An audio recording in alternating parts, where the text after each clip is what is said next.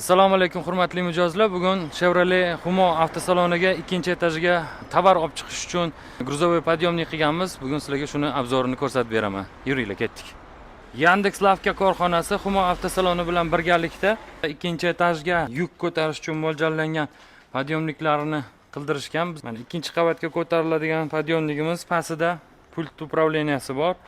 Tepaga knopka, pastga knopka, vizov ikkalasida ham ishlaydi. Tepada ham knopkasi bor. Avariyniy knopka.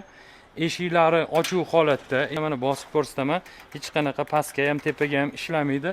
Eshiklarini yopamiz. Yengilgina yopiladi. Eshiklarini yopdik. Eshiklarni yopgan holatimizda bosib yuborsam, mana tepaga ko'tarilib ketyapti.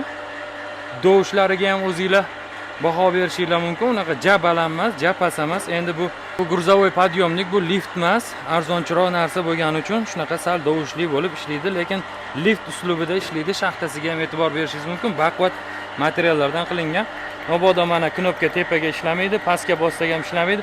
Avariyniy situatsiyalarda avariyniy knopkani bitta bossak, mana shunda to'xtaydi joyida. Yana mana bunda qaytaramiz, pastga tushirib olsak bo'ladi. Pastni bosamiz, yana ishlab ketdi. Mabodosiga har qanday avariyniy situatsiyada eshikni ochib yuborsak ham to'xtaydi. Ko'rayotganingizdek, juda baquvvat metallardan qilingan, 1 tonna yuk ko'tarishga mo'ljallangan.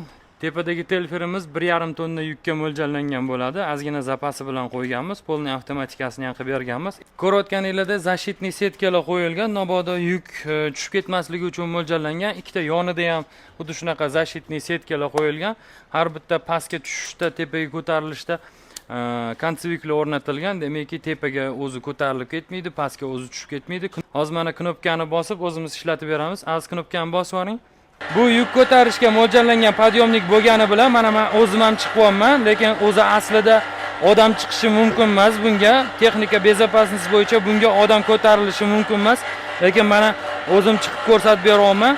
Sizlarga najojniligini dokazat qilish uchun. Hozir mana tepa qavatga yetib borganimizdan keyin ikkinchi etaj uruviniga o'zi yetib borgandan keyin avtomatik ravishda to'xtaydi. O'zingizlar ko'rib baho berishinglar mumkin. Undan tashqari tepadagi eshiklarda ham setka o'rnatilgan, tovarlarning tushib ketmasligini oldini oladi. Mana eshik yopiq holatida ko'rishinglar mumkin, ishlaydi. Eshikni mabodo ochib yuborsam to'xtaydi o'zi. Shu narsalari o'ylab qilingan. Gruzovoy podyomnigimiz 1 tonna yuk ko'tarishga mo'ljallangan. Videomiz yoqqan bo'lsa like bosishni unutmang, bizga obuna bo'lishni unutmang va zakaz uchun pastdagi nomerlarga aloqaga chiqing.